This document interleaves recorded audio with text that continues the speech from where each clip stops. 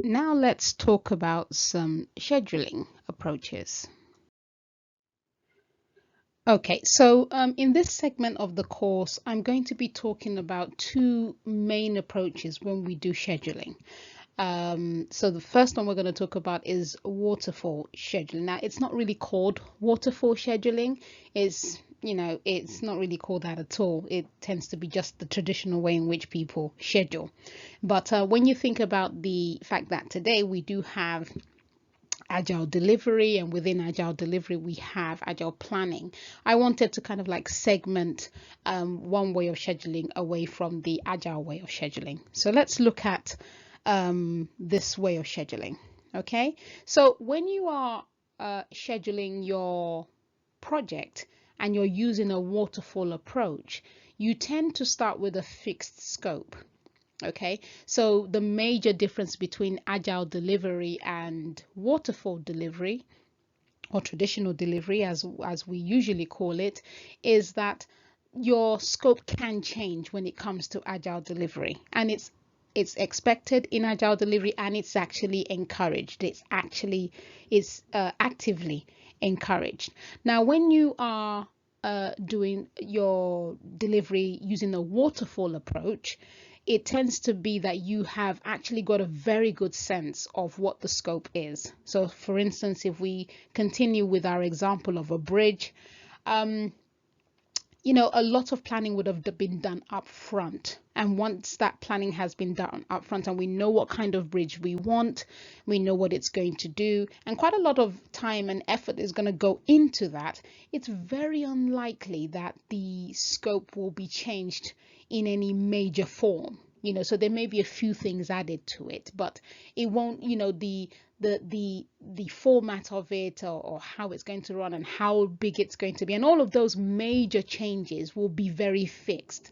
And as such, an agile approach probably wouldn't be the best way to manage that kind of delivery. So when we talk about a waterfall type of project, the scope is fixed. Now the resources and the schedule may vary.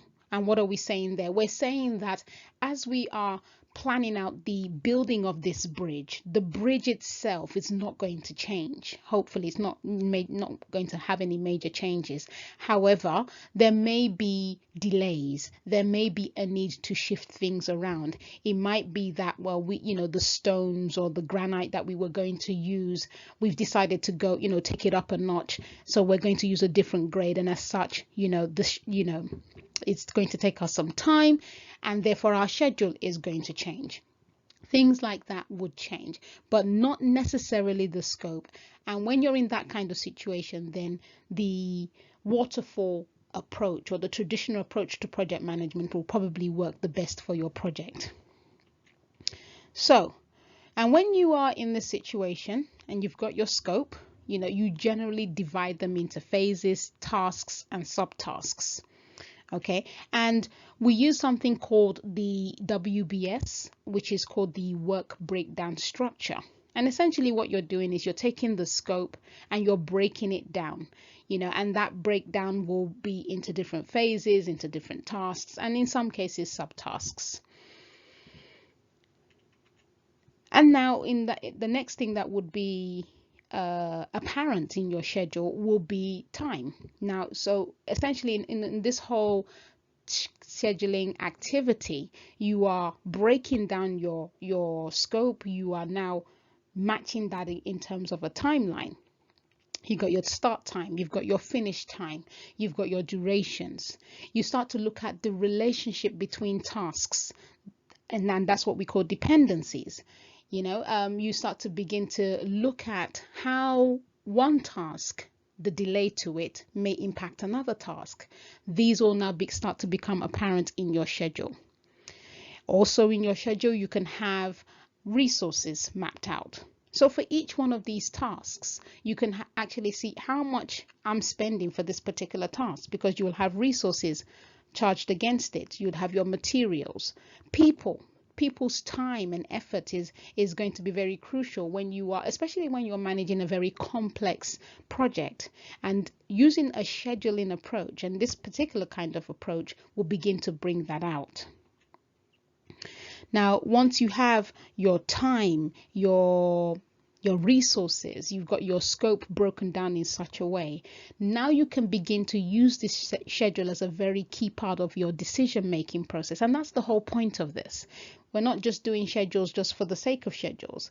We're scheduling so that when we want to make decisions, we can see where things are at.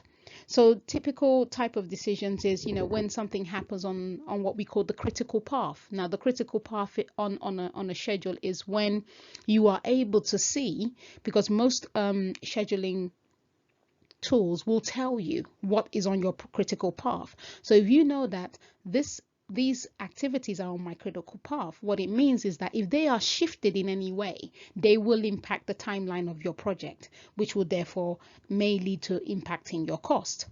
So a schedule that is mapped out on a scheduling tool will begin to bring those things to the fore, and you can have those discussions in your stakeholder meetings. Again, you can establish your baseline. Okay, so things will change. I mean, as I keep on saying throughout the courses, the fact that something is going to change is not what you should be concerned about. It's how ready you are for that change. That's what you need to be able to, factor into what you're doing. So when you have a baseline is basically you get to a point in your project where everybody is now in agreement. We now say this is the base, this is the baseline, this is where we have all decided that it's all going to be. So we've decided the scope, we've decided the timeline, we've decided the cost, we've decided the time, everything is ready. Let's now set the baseline. Now, if something major comes along and that has to change, not a problem, we will then change the baseline. Okay, but as you go along, maybe 6-7 months down the line, and you want to reflect back, you might want to say, okay, what was the first baseline we set? What's the second baseline we're now working to? What made us change? You might want to have those kind of questions answered sometime down into the project. Also, when you have a very good schedule, which is mapped out on a scheduling tool, you'll also be able to see the progress that has been made. And this is usually measured in percentage. So if you look at the project and you say, wow, we've got 60% left to complete, and you're looking at your timeline, but we've only got 2 weeks. Now you can begin to make decisions around, if we've got 2 weeks, if it's taken us 4 weeks to deliver 40% of the project, and now we've still got 60% to go, and we've only got 2 weeks. Now you can begin to have another discussion around, do we need to ask for more time? What is the implication of that? And so on and so forth. Okay, so let's see how this pans out. So we are looking at an actual schedule right in front of us. Okay, so as I said before, people don't call it waterfall schedules. I'm just trying to differentiate between two ways of project management. So there's the waterfall project management and the agile project management, but we're looking at what tends to happen in a traditional waterfall type environment. So this is a schedule. This is being mapped out on something called Microsoft Projects. In my opinion, this is one of the best tools, because all of the things that I've just talked to you about can actually be extracted from this tool. I'm going to talk more about tools later. Okay, so what we're looking at there, let me just get a marker. So what we are looking at is a task. Okay, so that's the task. Now you can set up your project in such a way that it has phases, it has tasks, and it has subtasks. So this is a task, and underneath are subtasks. Now you can insert another line here and put phase 1 and put all of these tasks under phase 1, and you can begin to see at a glance what is done and what is not done if you've broken them up in such a way that it makes sense. Okay, so these are subtasks here. These are the durations.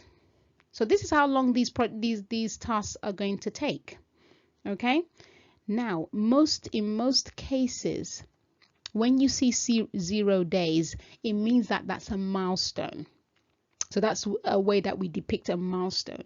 And as you can see, for agreements to be had and signed off, these are major milestones for that particular project, because without agreements being passed, you can't really do anything. Now we are looking at the start date and the finish date.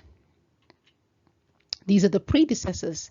Okay, so predecessors are the term that we use when we're talking about dependencies. We are talking about a particular task being dependent on another task. Now let's see if we can find that. So this is task 4, and we're saying that in order for that task to finish, we're saying for this task to start, the task 3, which is its predecessor, has to finish first. And these are what we call dependencies when it comes to scheduling. Here we have our resources. So there is a separate part in Microsoft Project where you list all of your resources. You say how much they are, you say what they are, and you see the time that they're available. And as you are using them within your schedule, it is helping you to calculate what capacity they have, what cost they are bringing to your project, and so on and so forth. You're going to see more of those insights in the demonstrations that I've lined up as part of this course. Okay, so now let's take a look at Agile Scheduling. Okay, so the thing to note about Agile Scheduling is that what you're going to find is your schedule will be fixed, your resources will be fixed, and your scope may change. And this is the main differentiation between Agile delivery and the traditional way of project management. The idea is that within that particular time frame and with that particular budget, depending on the insights that are gathered from the end user, the scope of that particular project may change. Okay. Now, this particularly works when you are trying to deliver a software product.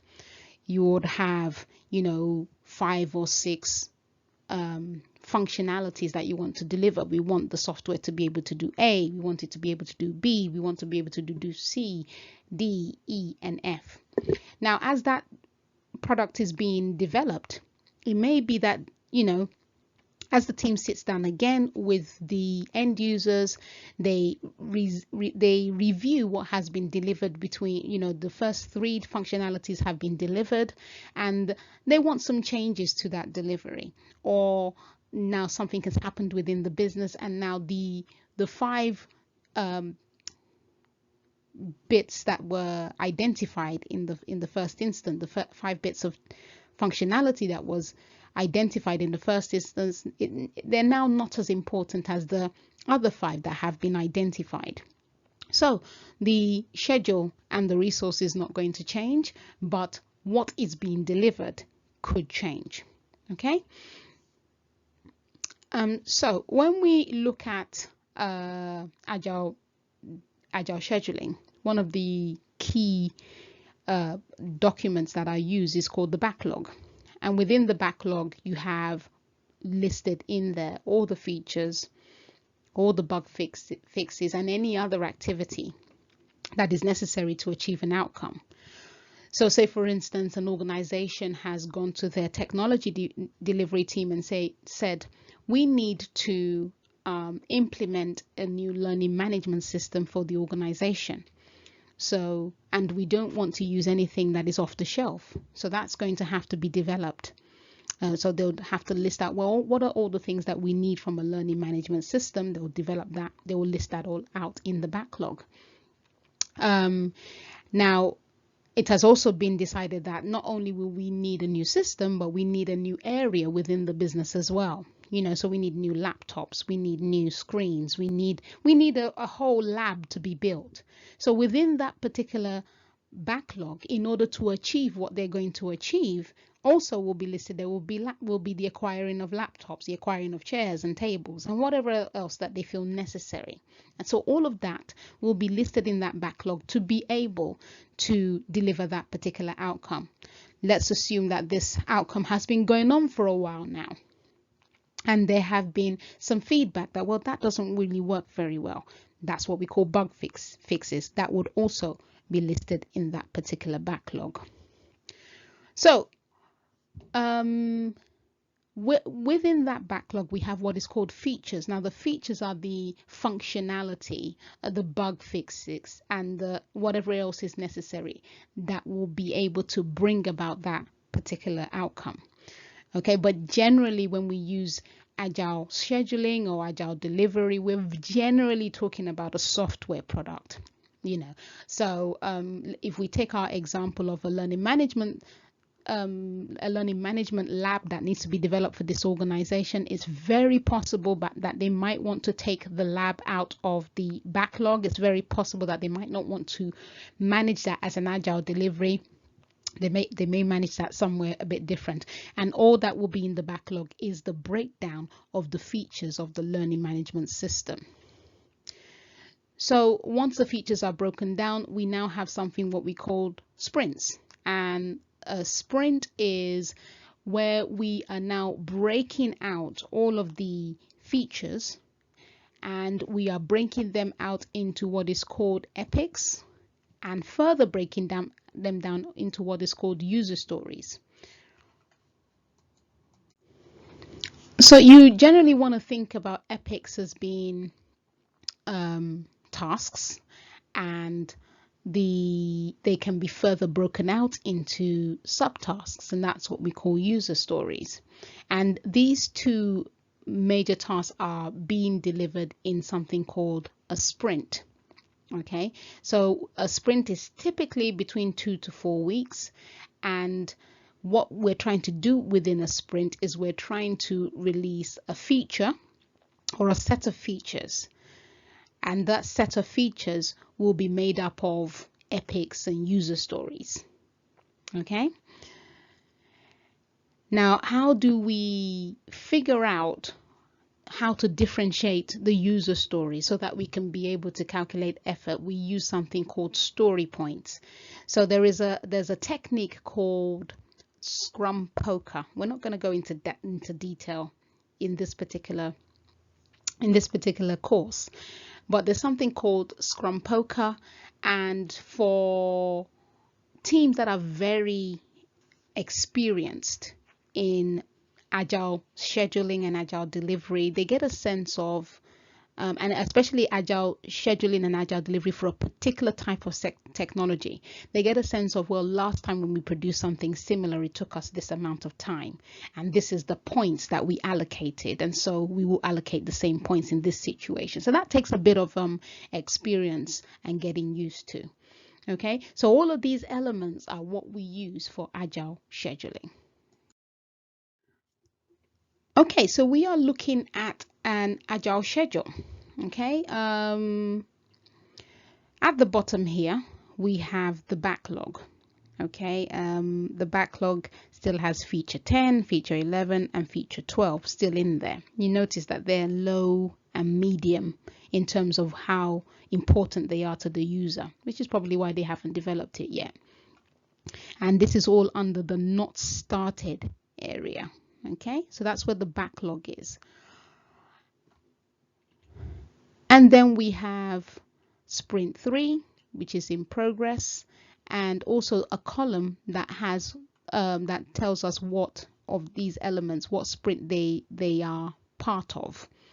So we have a sprint column there. So we've got sprint 3, which is in progress. Sprint 1 and 2 have already been completed, so they're in the done section. Sprint 3 is in progress. We have the start dates and the finish dates. We have the dependency column. We can also use dependencies in Agile scheduling. And we have the story points column as well, and that is telling the team how much effort is needed. And as I said before, you'd have to be very good, very experienced at delivering these type of projects, and in order for you, and so if you are very good at delivering these type of projects, then being able to schedule them would also be very useful as well. And it's in this column that we record that effort that is required to be able to deliver that particular feature, and that will also give the team a sense of how much time do we need to deliver this feature.